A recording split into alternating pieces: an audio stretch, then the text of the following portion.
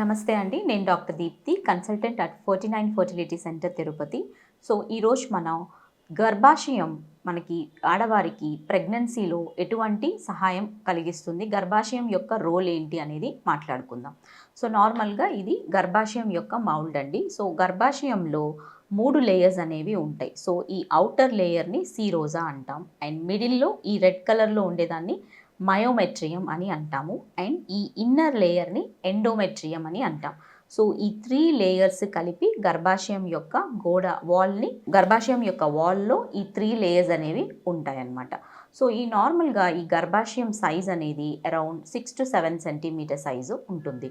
ఈ గర్భాశయంలో ఉండే లోపల పొర ఎండోమెట్రియం అనేది ఆడవారి యొక్క మెన్స్ట్రువల్ సైకిల్లో థిక్నెస్ అనేది ఇంక్రీజ్ అవుతూ వెళ్తూ at the end of the menstrual cycle ఇది షెడ్ అవ్వడం జరుగుతుంది. సో ఇదే మనకి పీరియడ్ బ్లీడింగ్గా బయటికి వస్తుంది. సో ఈ గర్భాశయం యొక్క లైనింగ్ ఎండోమెట్రియం థిక్నెస్ అనేది మనకి 8 to 11 mm ఉన్నప్పుడు ప్రెగ్నెన్సీ వచ్చే ఛాన్సెస్ అనేవి బెటర్గా ఉంటాయి. సో ఈ గర్భాశయంలో కొన్ని సమస్యలు ఉండడం వల్ల ప్రెగ్నెన్సీ రావటానికి డిఫికల్టీ అనేది మనం చూస్తూ ఉంటాం. సో ఈ సమస్యలు ఏంటి అంటే, ఒకటి ఈ లైనింగ్ రావడంలో కొంతమందికి డిఫికల్టీ ఉంటుంది. అంటే ఈ థిక్నెస్ 8 to 11 mm రావటంలో కొంతమందికి డిఫికల్టీ ఉంటుంది.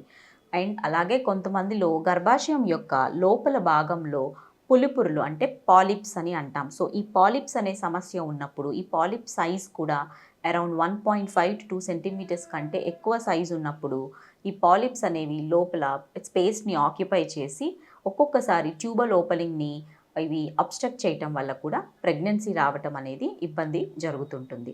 అంతేకాకుండా కొంతమందికి ఈ గర్భాశయం గోడల్లో ప్రాబ్లమ్స్ అనేవి వస్తుంటాయి. సో వాటిల్లో ఒకటి కణితలు అంటాం, ఫైబ్రాయిడ్స్ అంటాం. సో ఈ ఫైబ్రాయిడ్స్ అనేవి గర్భాశయం యొక్క గోడలు మయోమెట్రియంలో డెవలప్ అవుతూ ఉంటాయి. సో వీటి యొక్క సైజ్ని బట్టి ప్రెగ్నెన్సీ ఛాన్సెస్ని తగ్గిస్తూ ఉంటాయి. సో ఈ ఫైబ్రాయిడ్ సైజ్ అనేది మోర్ దెన్ 4 సెంటీమీటర్స్ కంటే ఎక్కువ ఉన్నప్పుడు ప్రెగ్నెన్సీ అనేది డిలే అవ్వటం జరుగుతుంది. అంతేకాకుండా ఆ ఆడవారికి ఎక్కువగా బ్లీడింగ్ అవ్వటము పీరియడ్స్ అప్పుడు ఎక్కువగా పెయిన్ రావటము, ఇటువంటి సమస్యలు అనేవి ఈ ఫైబ్రాయిడ్స్ వల్ల మనం చూస్తూ ఉంటాం.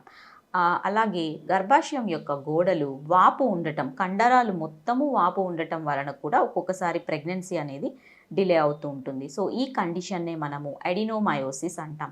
సో ఈ అడినోమయోసిస్లో ఏమవుతుంది అంటే, గర్భాశయం యొక్క గోడలు బాగా వాపు ఉండటం వలన లోపల ఇన్నర్ ఎండోమెట్రియంకి బ్లడ్ సప్లై అనేది తగ్గిపోవటం జరుగుతుంది. సో బ్లడ్ సప్లై తగ్గినప్పుడు మనకి లోపల ప్రెగ్నెన్సీ ఛాన్సెస్ అనేవి, ఎంబ్రియో వెళ్ళి అతుక్కునే ఛాన్సెస్ అనేవి డిక్రీజ్ అయిపోతూ ఉంటాయి.